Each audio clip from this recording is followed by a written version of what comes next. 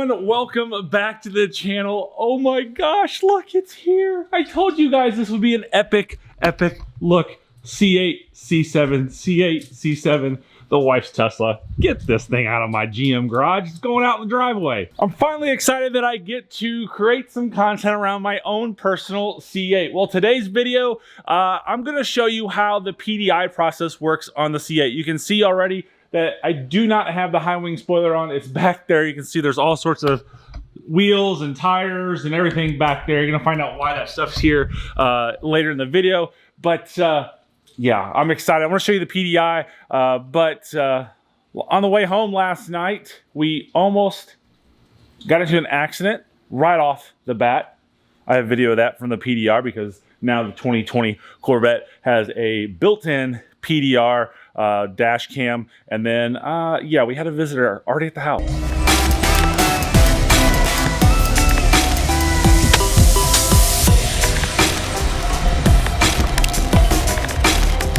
You like it? You want to be on YouTube? Well, this is the first time I'm bringing her home, guys. Really excited to have the car here. The really interesting thing is the police are already at my house. There's where I live, and the police are already here. Already getting complaints on you. Are you kidding me? I'm already getting complaints. So I'm getting ready to deliver another C8, and I want to start like kind of showing you every C8 I deliver. I think it'd be really cool. And this is my first orange C8 I'm delivering. And maybe when I do these, just take like 45 seconds, a minute to just kind of show it to you, walk around it real quick. This is a Z51 2LT high wing spoiler. It has the cool gray seats and GT2 seats. And this is my buddy, Andrew Zurich's with Complete Street Performance. And I always put these little signs on their cars. And he's also got a YouTube channel. Hit that link, subscribe to his YouTube channel, and he's an awesome guy to be doing some amazing work with if you're looking to mod your car up in Pennsylvania. And this is my boy Gabe, Car Lifestyle, on Instagram and on Facebook. Yes, I put all these little congratulation things on here. He did a really good job on this car. 2LT Z51. Of course you get the black spoiler, but look at this. This is really cool. You can kind of see that right there. The difference between the carbon flash metallic and a black car. It looks really good. You kind of come back here. I don't think that does it justice, but right there, you definitely can see the contrast of that. And then coming inside here, check out this awesome red interior. He chose to stick with the GT1 seats in here. The GT1 seats set really good. I haven't got a lot of seat time in the GT1 seats, but as a tall guy, this kind of hits in the bottom of my back, which is what I don't like about it, which is why I made sure I got GT2 on my car. But I mean, I have a 3LT, so GT2 standard, but I do recommend people going up to GT2. It's a $1,500 option on the 2LT and a standard on the 3LT.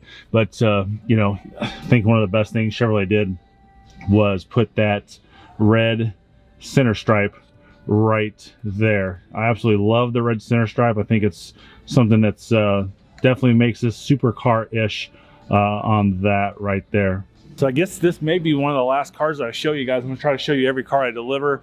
I do have a couple more down at the plant ready to come up here. We have a museum delivery this week. So we'll go down to the museum hopefully and do that and show you that person's car. He's from Nashville, Tennessee, basically. But my first black car I'm delivering, that one's going to Pennsylvania back there. I saw a lot of cars in Pennsylvania. Yeah, I think this is my first official black car. And then when that leaves, that could be an official black car delivered as well. All right, so I got the car all cleaned up. You guys are gonna be triggered a little bit about the Chevy Dude stickers on it, but this is a business car. This has got to be recognized. I need people to know who I am, stuff like that. But it's now time to PDI the car, and that's what this video is all about, is how dealerships PDI the car. It's actually, I think, really simple, with the exception of when you put the high wing on it, which I do have the high wing. And but we're gonna do that in a different video to how to do this. That way it's separate, so that way I can show people, if you do not have Z51, how this is installed, some tips on this, and then if you do have high wing, how everything comes apart, and do everything like very detail oriented for you guys for everyone who wants to do this at home. I think you can, because I'm going to do that at home. All right, so here is all of the PDI parts. There's like maybe like 10, 12 pieces you got to do. I got battery protection package, so that's in here. And I got this, I think I got this racked up correctly. I'm huffing and puffing because I just brought these MRR wheels here. As you know, they're a huge fan. I'm a huge fan of MRR wheels. And I'm going to test fit some of their new wheels on my car. So I pushed those all the way from the showroom floor. And then one of the things that's really nice about 2020 Corvette is that when you put these on here, I don't have to put anything under the tires because I have front lift. But it's very, very, very important that you do not lift this car with the front lift engaged. All right, so first thing I'm going to do is just lift it up a little bit. You can see I still have it running in case I needed to move it, but putting a pretty good rocking on it and it's not moving, so it should be good. All right, so these are the bags. This is all the bolts that come in the bag inside of the kind of like the rear diffuser, you want to call it that. That goes right here. So the little green things, you want to put those in first. The first one goes right here. The next one goes right there. And the third one goes right there. All right, so this is going to go up first. And the trick to this is to get this right up above this metal frame like this. And then this goes up right here. Then you want to use this clip and get this in here. As you see, this is pretty simple because I'm doing this one-handed with a camera in my hand. And once that goes up there, now it's really simple. You use a 7mm socket and with all the screws that come with it, and you just put those in, and it's that simple.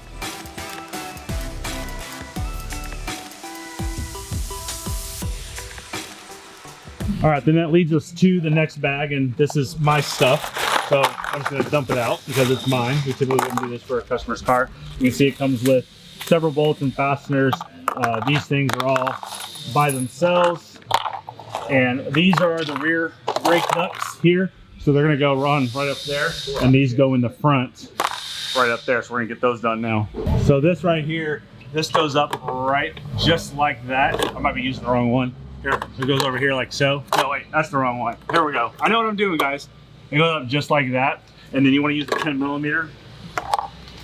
And this will come up here. I can get in there just like that and just put it right in. So I was kind of joking about where I was putting this because everything on here says right hand, left hand. So right hand would be passenger side, left hand would be driver side. So in for reference, these are the bolts that go with it, and they've already got Loctite on them, which is nice. So they just go right in there and put them on.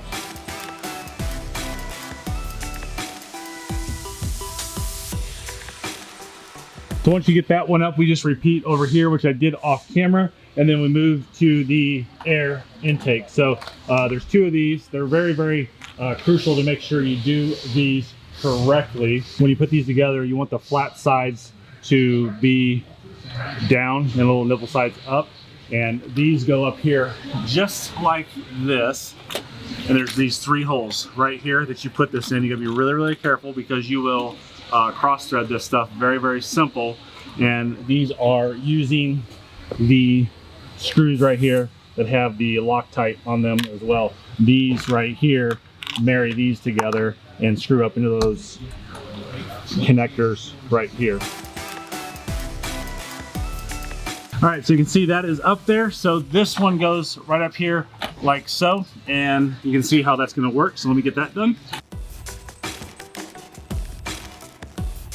All right, so I got that one all installed, as you can see right there. And then this one I got up and I got it hanging. I hand tighten all of these here, and then I just come up here, just get it in there. And again, one-handed. Oh, unless you drop one. You just go up here and tighten them up, and you're good to go. All right, so the next step I'm gonna do is the front suspension, where they're here in the control arms. The first thing I'm gonna do is kind of like on the back, I'm gonna hang the plastic right here. As you can see, we're gonna hang that in there, and then we tighten everything up right in there. So there you go. You see I have those hanging up there. And then these just go right up in here, and it's really critical. You kind of have to wiggle these around just a little bit. You can kind of see, maybe on camera, that I got that lined up. And the bolts, this being aluminum, really fragile. You just gotta make sure you're really careful. There's 4 bolts each side. There's one right here. and then you have 2, 3, and then right up there as well. So now we're gonna do the other side, and we're 99% done with the PDI for the 2020 Corvette. All right, so the next step is here. In this bag is usually in the front of your Corvette.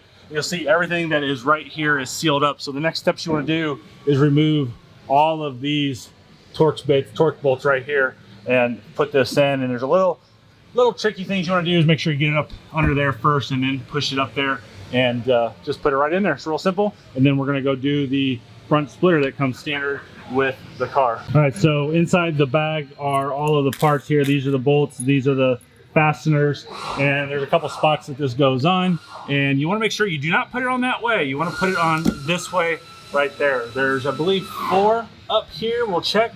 There's 1, this is the number 2, this one's number 2, this one's number 3, and then the 4th one is way over here.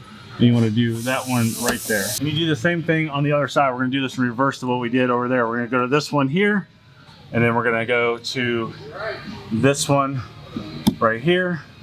Again, all doing this one-handed, so it's really, really basic stuff, really, really simple stuff. Don't have to be no mechanic. There you go.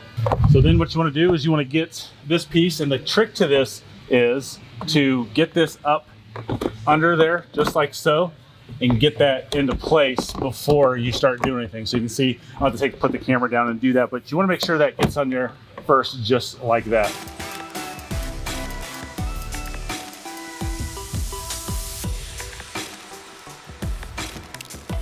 All right, so I got both of those pieces up. So you're gonna notice that I did not put anything in these holes because we gotta put the front splitter on. So all of these bolts right here have to come off. I already took these 2 off. So these 2 gotta come off, and these 1, 2, 3, 4, 5, 6, 7 have to come off for the front splitter. Now, here's what's gonna happen. Luckily, we've done this a few times, and my buddy Brad has kind of told me what to watch out for. You're gonna get all done with this. You're gonna have 2 screws left over. You're like, where do these 2 screws go? Here's where they go. I'm gonna show you. They go way up there. I'm using the drill's flashlight, but you can see there's a hole up there. I have not put one in there yet, so it goes there and it goes there. So you can kind of see where it's going there. So there we go. So that's where those last 2 screws go in the front fascia install of the PDI. All right, then we're off to the front splitter. So we got this laid out right here. It comes with these little guys here. They go in this hole right here. See if I can do this one-handed as well. There we go. And what happens is once this gets put on, you attach this with the supplied screws, and they go like that, and that's how they stay on. So we're gonna get that done right now. So when you're putting this on, you got to remember the ribbed edge of the plastic goes up. You want to sit here and use the wrong side and put it up there, but the little flat side right here goes and the rib side goes there. Again, I kind of start it by hand.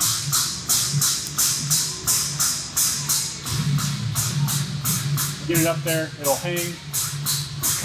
We'll get this side all done. And you're good to go. It's really, really loose. And then we're gonna do the middle section. Because on this middle section, it may be tough to see here, right there, you can see this has to go into that, so it's really, really important to do it this way. So when I put this in here, like so, I can see how it falls down. So what you want to do is get your 4 screws that come with this, get this in here, and get one of the screws in there, just loosen like that. And luckily I'm 6'3", and I can reach down for the second one and get that one in there like so. And then you use one of the screws that you took out. You get that bad boy in there. And you can see it's kind of pretty loose, so we're gonna get the last part of it. So I got that one up there, and I'll get this one up here.